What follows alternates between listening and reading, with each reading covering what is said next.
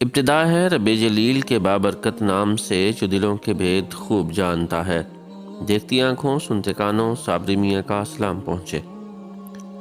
ناظرین محترم، دجال یہودیوں کی نسل سے ہوگا جس کا قد ٹھگنا ہوگا، دونوں پاؤں ٹیڑھے ہوں گے، جسم پر بالوں کی بھرمار ہوگی، رنگ سرخ یا گندمی ہوگا، سر کے بال حبشیوں کی طرح ہوں گے، ناک چونچ کی طرح ہوگی، بائیں آنکھ سے کانا ہوگا، دائیں آنکھ میں انگور کے بقدر ناخنا ہوگا، اس کے ماتھے پر کاف الف فے رے لکھا ہوگا جس سے ہر مسلمان بآسانی پڑھ سکے گا۔ اس کی آنکھ سوئی ہوگی مگر دل جاگتا رہے گا۔ شروع میں وہ ایمان و اصلاح کا دعویٰ لے کر اٹھے گا، لیکن جیسے ہی تھوڑے بہت متبعین میسر ہوں گے وہ نبوت اور پھر خدائی کا دعویٰ کرے گا۔ اس کی سواری بھی اتنی بڑی ہوگی کہ اس کے دونوں کانوں کا درمیانی فاصلہ ہی 40 گز کا ہوگا۔ ایک قدم تحت نگاہ مسافت کو طے کر لے گا۔ دجال پکا جھوٹا اور اعلیٰ درجے کا شعبدے باز ہوگا۔ اس کے پاس غلوں کے ڈھیر اور پانی کی نہریں ہوں گی۔ زمین میں مدفون تمام خزانے باہر نکل کر شہد کی مکھیوں کی مانند اس کے ساتھ ہو لیں گے۔ جو قبیلہ اس کی خدائی پر ایمان لائے گا، دجال اس پر بارش برسائے گا جس کی وجہ سے کھانے پینے کی چیزیں ابل پڑیں گی، درختوں پر پھل آ جائیں گے۔ کچھ لوگوں سے آ کر کہے گا کہ اگر میں تمہارے ماں باپوں کو زندہ کر دوں تو تم کیا میری خدائی کا اقرار کرو گے؟ لوگ اس بات میں جواب دیں گے، اب دجال کے شیطان ان لوگوں کے ماں باپوں کی شکل لے کر نمودار ہوں گے۔ نتیجتاً بہت سے افراد ایمان سے ہاتھ دھو بیٹھیں گے۔ اس کی رفتار آندھیوں سے زیادہ تیز اور بالوں کی طرح رواں ہوگی۔ وہ کرشموں اور شعبدہ بازیوں کو لے کر دنیا کے ہر چپے کو روندے گا۔ تمام دشمنان اسلام اور دنیا بھر کے یہودی امت مسلمہ کے بغض میں اس کی پشت پناہی کر رہے ہوں گے۔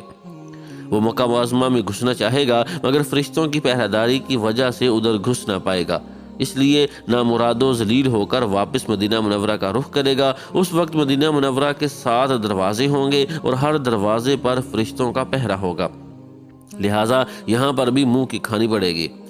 انہی دنوں مدینہ منورہ میں 3 مرتبہ زلزلہ آئے گا جس سے گھبرا کر بہت سارے بے دین شہر سے نکل کر بھاگ نکلیں گے۔ باہر نکلتے ہی دجال انہیں لقمہ تر کی طرح نگل لے گا۔ آخر ایک بزرگ اس سے بحث و مناظرہ کے لیے نکلیں گے اور خاص اس کے لشکر میں پہنچ کر اس کی بابت دریافت کریں گے۔ لوگوں کو اس کی باتیں شاق گزریں گی، لہٰذا اس کے قتل کا فیصلہ کریں گے، مگر چند افراد آڑے آ کر یہ کہہ کر روک دیں گے کہ ہمارے خدا دجال کی اجازت کے بغیر اس کو قتل نہیں کیا جا سکتا۔ چنانچہ اس بزرگ کو دجال کے دربار میں حاضر کیا جائے گا، جہاں پہنچ کر یہ بزرگ چلا اٹھے گا کہ میں نے پہچان لیا کہ تو ہی دجال ملعون ہے، اور رسول اللہ صلی اللہ علیہ وآلہ وسلم نے ہمیں تیرے ہی خروج کی خبر دی تھی۔ دجال اس خبر کو سنتے ہی آپے سے باہر ہو جائے گا اور اس کو قتل کرنے کا فیصلہ کرے گا۔ درباری فوراً اس کے 2 ٹکڑے کر دیں گے۔ دجال اپنے حواریوں سے کہے گا کہ اب اگر میں اس کو دوبارہ زندہ کر دوں تو کیا تم کو میری خدائی کا پختہ یقین ہو جائے گا؟ یہ دجالی گروپ کہے گا کہ ہم تو پہلے ہی سے آپ کو خدا مانتے ہوئے آ رہے ہیں، البتہ اس معجزہ سے ہمارے یقین میں اور اضافہ ہو جائے گا۔ دجال اس بزرگ کے دونوں ٹکڑوں کو اکٹھا کر کے زندہ کرنے کی کوشش کرے گا۔ ادھر وہ بزرگ بوجہ حکم الہی کھڑے ہو جائیں گے اور کہیں گے کہ اب تو مجھے اور زیادہ یقین آ گیا کہ تو ہی دجال ملعون ہے۔ وہ جھنجھلا کر دوبارہ انہیں ذبح کرنا چاہے گا، لیکن اب اس کی قدرت سلب کر لی جائے گی۔ دجال شرمندہ ہو کر انہیں اپنی جہنم میں جھونک دے گا، لیکن یہ آگ ان کے لیے ٹھنڈی اور گلزار بن جائے گی۔ اس کے بعد وہ شام کا رخ کرے گا، لیکن دمشق پہنچنے سے پہلے ہی حضرت مہدی علیہ السلام وہاں آ چکے ہوں گے۔ دجال دنیا میں صرف 40 دن رہے گا، ایک دن 1 سال، دوسرا 1 مہینہ اور تیسرا 1 ہفتہ کے برابر ہوگا، بقیہ معمول کے مطابق ہوں گے۔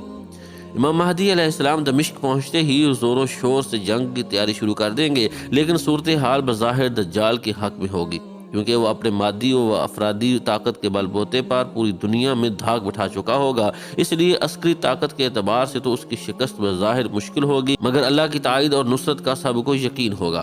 حضرت مہدی علیہ السلام اور تمام مسلمان اسی امید کے ساتھ دمشق میں دجال کے ساتھ جنگ کی تیاری میں ہوں گے۔ تمام مسلمان نمازوں کی ادائیگی دمشق کی قدیم شہرہ آفاق مسجد میں جامع اموی میں ادا کرتے ہوں گے۔